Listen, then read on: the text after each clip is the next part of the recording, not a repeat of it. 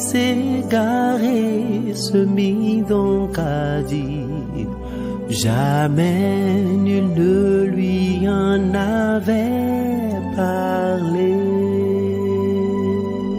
Apostolat Time, c'est une émission de Homo Voice consacrée au ministère de la foi.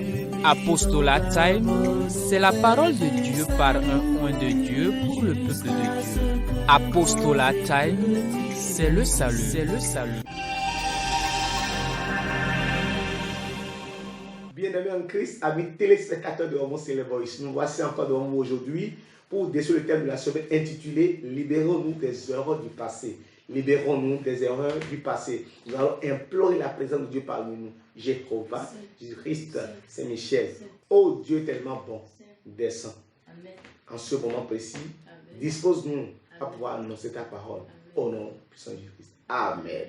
Bien-aimés en Christ, amis téléspectateurs de Homo Voice, voici encore devant nous aujourd'hui pour décider le thème de la semaine intitulé « Libérez-nous des erreurs du passé ». Libérons-nous des erreurs du passé. Bien-aimés en Christ, c'est quoi libérer? Libérer, cela veut dire affranchir. Simplement, cela veut dire mettre en liberté, se dégager de ce qui nous gêne. Alors, quand on parle des erreurs, les erreurs, c'est une personne qui se trompe, ou c'est l'esprit qui se trompe, ou c'est tenir pour vrai ce qui est faux et inversement. Tenir pour vrai ce qui est faux ou inversement. Donc, on dit souvent que l'erreur est involontaire, tandis que la faute est volontaire. Alors, donc, l'erreur diffère d'une faute. L'erreur, c'est tenir vrai ce qui est faux et inversement. Donc, l'esprit qui se trompe. Alors, quand on parle du passé, le passé, c'est quoi? Le passé, c'est justement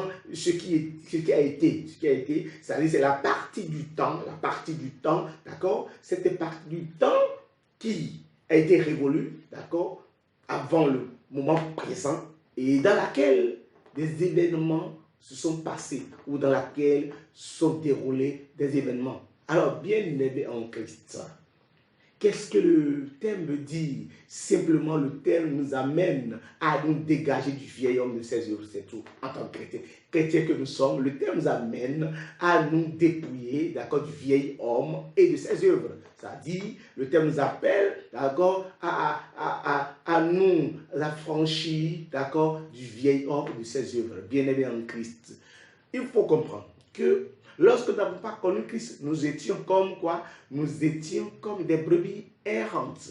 Alors, lorsque nous avons connu Christ, alors qu'il nous a rachetés. La Bible dit que nous étions dans les ténèbres. On parle de passé, c'est les ténèbres. Le passé, c'est les ténèbres, c'est les œuvres du diable. Les œuvres du diable, c'est suppose ça en réalité, le passé. Alors, lisons Éphésiens chapitre 5, le verset 8. Éphésiens chapitre 5, le verset 8. Autrefois, lorsque nous n'avons pas connu Christ, vous étiez ténèbres. Nous étions ténèbres. Et maintenant, nous sommes lumière dans le Seigneur. Alléluia. Nous sommes lumière dans le Seigneur. Marcher comme des enfants. Alors bien aimé, quand on parle de marcher comme des enfants de lumière, c'est de nous dépouiller, d'accord, de nous dépouiller alors du vieil homme. Bien aimé en Christ, c'est pourquoi on parle du passé. Le passé, c'est lorsque nous étions dans les ténèbres. Bien aimé, le passé, c'est lorsque nous étions dans les ténèbres. C'est lorsque nous n'avons pas encore connu Christ. Alors, le thème dit, libérons-nous des erreurs du passé. Quand on parle des erreurs, j'ai bien dit tout à l'heure que l'erreur, c'est tenir vrai ce qui est faux. C'est l'esprit qui se trompe. L'esprit qui se trompe. Parce que quand on n'était pas en Christ, nous faisons des trucs, d'accord, des choses qui ne sont pas dignes de nous-mêmes, parce que nous étions téléguidés. Il faut qu'ils nous souviennent que Paul disait, je fais le mal que je rêve. Quand je veux faire le bien, il y a quelque chose qui est en moi et qui me pousse à faire le mal que je ne veux pas. Et quand je fais le bien, quelque chose me pousse à faire le mal. Cela veut dire quoi? Alors, il a compris qu'il y a le péché qui était en lui. Alors, quand on était dans le monde, dans les ténèbres, on était dans le péché. Bien-aimés en Christ, c'est pourquoi lorsque les enfants de Ninive étaient dans la perversité, étaient dans le péché, s'enfournisaient dans le péché, Dieu a envoyé Jonas pour leur parler. Dieu a envoyé Jonas pour prêcher la bonne nouvelle, afin qu'ils croissent en Dieu. Bien-aimés en Christ, lisons Jonas. Jonas chapitre 3, le verset 4 à 5. Jonas fit d'abord dans Alors qu'ils vous souviennent que Jonas avait refusé et que voilà, et il était jeté dans la mer et puis un poisson l'avait englouti, tout ça là. Et le poisson maintenant l'a jeté forcément sur la terre Nive. Alors Jonas, oui. Jonas fit d'abord dans la ville une journée de marche.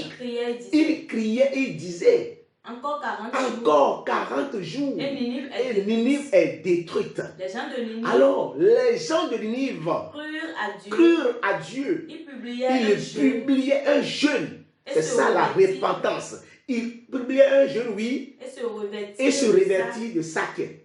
Depuis les plus grands jusqu'aux plus petits. Ils ont fait cela parce qu'ils ont cru en Dieu. L'envoyé de Dieu parlait comme Jean-Baptiste parlait pour dire repentez-vous parce que le Fils de Dieu vient. Oui, c'est de cette manière que Jonas a été envoyé à Nive pour que les enfants de Dieu puissent se repentir. Alléluia. Le verset 9 à 10. Qui sait? Alors il dit, qui sait? Si Dieu ne reviendra pas et ne se repentira pas, et s'il ne se renoncera pas à son ardente colère, en sorte que nous ne périssions point. Dieu vit qu'il agissait alors la Bible dit que Dieu vit qu'il agissait ainsi et qu'il revenait de leur mauvaise pensée, de leur mauvaise voie. Alors, le revenir de leur mauvaise voie, ça veut dire que le fait de revenir, c'est se dépouiller du vieil homme. Alléluia. C'est se libérer des erreurs du passé. Alors, les enfants du livre ont pris la résolution ferme de se libérer des erreurs du passé, de se dépouiller du vieil homme. C'est de ça qu'il s'agit. Ils ont cru à la parole de Dieu, ils sont repentis. Oui, alors Dieu se repentit du mal qu'il avait résolu de le faire. Et il ne le fit pas. Alléluia. Cela veut dire quoi? Il y a de l'abondance, il y a de la joie, il y a du bonheur, il y a des bienfaits dans quoi? Du fait que nous prenons la résolution, d'accord, de nous affranchir du vieil homme. C'est de ça qu'il s'agit. Alors quand les enfants de Nive maintenant ont pris la résolution, d'accord, de se dépouiller alors de ce vieil homme, Dieu alors a pris la résolution de ne plus agir la colère sur cette ville. Il a démontré cela plusieurs fois à Jonas. Parce que Jonas s'était emporté par la colère. Vous dites, mais pourquoi tu as fait ainsi? Mais tu m'as dit que tu vas détruire en 40 jours Ninive. Tu as dit non. Le dernier verset de Jonas 4. Dernier verset. Jonas 4, dernier verset. Et moi, je n'aurais pas pitié de Ninive. D'accord. Lorsque Jonas était fâché, mais Dieu a dit, moi je n'aurais pas pitié de Ninive, la grande ville dans laquelle se trouvent plus de 120 000 hommes qui ne savent pas distinguer leur droite de leur gauche. De leur gauche, merci. Leur droite de leur gauche, cela veut dire quoi? Cela veut dire qu'ils étaient dans l'erreur. Ils étaient dans l'erreur. Ils ne savaient pas distinguer leur droite de leur gauche. Le thème dit, libérons-nous des erreurs du passé. C'est clair et limpide qu'à l'arrivée de Jonas, du prêche de Jonas, lorsque Jonas a annoncé la parole de Dieu, les enfants de Ninive ont cru. Alors, ils sont repentis. Alors, ils sont libérés. Ils ont pu se dégager, d'accord, des erreurs du passé. C'est de ça qu'il s'agit. Dieu s'est repenti du mal, qui a résolu de le faire. Bien-aimé en Christ, c'est pourquoi Éphésiens 4, le verset 22, 24 nous dit quelque chose. Éphésiens 4, verset 22 à 24. Oui. Eu égard à votre vie passée. Alors, eu égard à votre vie passée. Du vieil homme. Eu égard à votre vie passée du vieil homme. Qui se corrompt par les convoitises trompeuses, ce qui se passait en Ninive, par les convoitises trompeuse, parce que le vieil homme ne peut que rompre. Le vieil homme ne peut que tromper, oui. À être renouvelé, À être maintenant renouvelé dans l'esprit de votre intelligence. Et à revêtir l'homme. À revêtir l'homme nouveau. Créé selon Dieu. Créé maintenant selon Dieu. Enfin, lorsque nous avons cru, alors lorsque nous avons cru, il y a l'homme, il y a l'homme nouveau qui est créé selon Dieu, oui. Dans une justice. Et une sainteté. Que produit la vérité. Alléluia. Bien-aimé en Christ, c'est de ce qu'il s'agit. C'est pourquoi la parole de Dieu dit, lorsque quelqu'un est uni au Christ, il est une nouvelle créature. Une nouvelle créature parce que le vieil homme s'est enlisé. 2 Corinthiens 5, 17. Le vieil homme s'est enlisé et il y a une nouvelle créature qui est née. Si quelqu'un est en Christ, il est une nouvelle créature. Les choses anciennes sont passées. Voici, toutes choses sont devenues nouvelles. C'est ce que, alors, Jésus-Christ expliquait à ce docteur dans Jean 3, le verset 4 à 5, que l'homme doit naître de nouveau. Ah oui, parce que nous étions ténèbres. Lorsque maintenant, alors, nous attachons à Christ, le vieil homme doit être dépouillé totalement, oui. Nicodème lui dit, comment un homme peut-il naître quand il est vieux? Peut-il rentrer dans le sein de sa mère et naître de nouveau? Jésus lui répondit, en vérité, je te le dis, si un homme ne naît d'eau et d'esprit, il ne peut entrer dans le royaume des cieux. Si un homme ne naît d'eau et d'esprit, il ne peut rentrer dans le royaume des cieux. Cela veut dire quoi? L'homme doit se libérer, d'accord, du vieil homme. L'homme doit savoir s'affranchir. L'homme doit se libérer du vieil homme et de ses œuvres. C'est très important quand on est en Christ. C'est pourquoi nous devons renoncer à ce vieil homme, comme Colossiens 3, le verset 9-10 nous a dit. Colossiens 3, 9-10. Ne mentez pas les uns aux autres. Puisque nous sommes en Christ, puisque nous avons connu Christ, puisque nous sommes dans la lumière, et les ténèbres, alors, n'ont plus de poids sur la lumière, oui. Ne mentez pas les uns aux autres. Nous devons éviter alors ces comportements que génère le vieil homme, oui. Vous étant dépouillé du vieil homme. Voilà, vous étant dépouillé du vieil homme. Et de ses œuvres. Et ayant revêtu l'homme nouveau. Qui se renouvelle. Dans la connaissance. Selon l'image de celui qui a créé. Alléluia.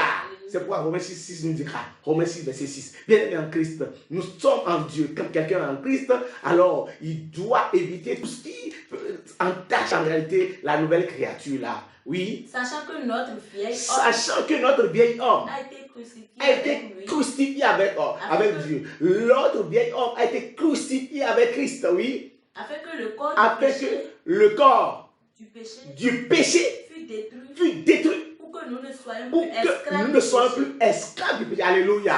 Le corps du péché est détruit et nous ne sommes plus esclaves du péché, car celui qui est mort est libre du péché. Alléluia. Celui qui est mort est libre du péché. Alors, bien aimé en Christ, il faut comprendre que nous devons tout faire alors pour éviter les erreurs du passé. Le passé, c'est le vieil homme. Le passé, c'est les ténèbres. Le passé, c'est le monde. La Bible déclare que nous ne sommes pas du monde. Ah oui, Jean chapitre 17, le verset 16. Jean chapitre 17, le verset 16. Jean chapitre 17, verset 16. Alors, qu'est-ce que la Bible nous déclare? Jean chapitre 17, verset 16. Ils ne sont pas du monde. Ah, Jésus dit, ils ne sont pas du monde. Ceux qui sont du monde, c'est-à-dire, ceux qui sont du monde, on les appelle des hommes du passé. Mais Jésus dit, ils ne sont pas du monde. Oui. Comme moi, je ne suis pas du monde. Le verset 18. Comme tu m'as envoyé dans le monde. Je les ai aussi envoyés dans le monde. Bien-aimés en Christ, nous ne sommes pas du monde. Puisque le monde, en réalité, représente le passé. Le monde représente les ténèbres. Et lorsque nous avons affranchi, d'accord, nous avons affranchi le vieil homme, nous sommes libérés du vieil homme, nous ne pouvons plus faire retour à ce vieil homme. Avec ses œuvres. Ses œuvres, c'est le mensonge. Ses œuvres, c'est la duplicité. Ses œuvres, c'est la rancune. Ses œuvres, c'est tout ce que nous faisons dans le monde et qui ne sont pas compatibles avec Dieu. Ah, bien-aimé, nous devons le faire. Alors, se libérer, libérer des erreurs du passé, c'est éviter de revenir encore. Comme qui déjà? Comme le porc. Allez, dans 2 Pierre 2, le verset 20, 21, 22, pour clôturer. 2 Pierre chapitre 2, le verset 21, 22. Oui. 2 Pierre chapitre 2, 21, 22. Oui. Car mieux valait pour eux n'avoir pas connu la voie de la justice que de se détourner après l'avoir connu du Saint commandement qui leur avait été donné. Oui. Il leur est arrivé ce que dit un proverbe vrai. Le chien est retourné à ce qu'il avait vomi. Et la truie lavé, s'est vautré dans le bourbier. Bien aimé en Christ, cela veut dire quoi? Cela veut dire que nous devons nous dépouiller, nous devons nous libérer des erreurs du passé. Nous devons libérer des erreurs du passé. Nous ne devons plus retourner dans la boue. Nous ne devons plus retourner dans la boue. Nous ne devons plus retourner dans le passé. Nous ne devons plus avoir les regards vers le passé. Alors, bien aimé en Christ, quand tu es en Christ et tu as certains comportements, quand tu as certains comportements et qui ne répètent pas un enfant de Dieu, il faut savoir que tu es encore dans le passé. Et tu es dans les erreurs du passé. C'est pourquoi nous allons reprendre Colossiens 3, 8, cette fois-ci 8. Oui.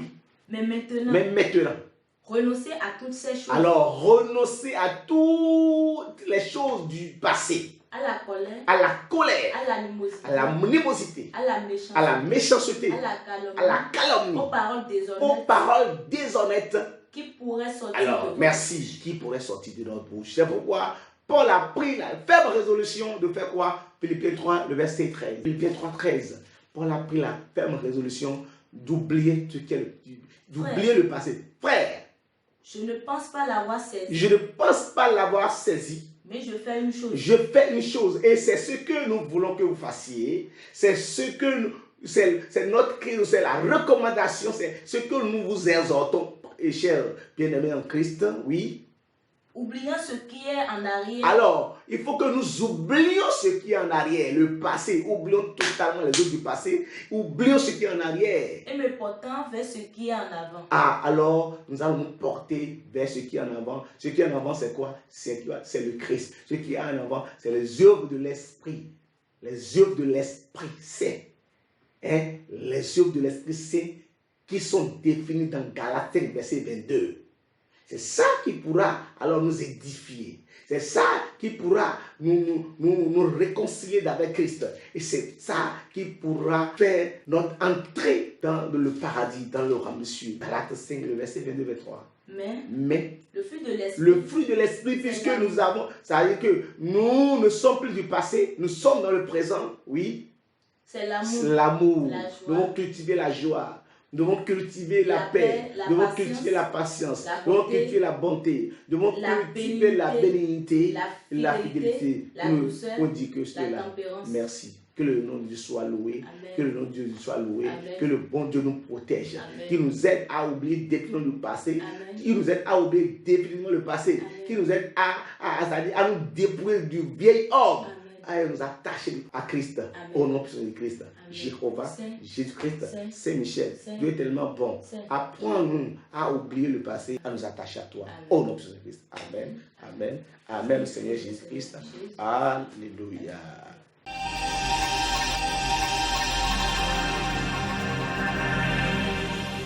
Le fils égaré se mit donc à dire, jamais nul ne lui en avait parlé. Apostolat Time, c'est une émission de Homoselect Voice consacrée au ministère de la foi. Apostolat Time, c'est la parole de Dieu par un oint de Dieu pour le peuple de Dieu. Apostolat Time, c'est le salut. C'est le salut.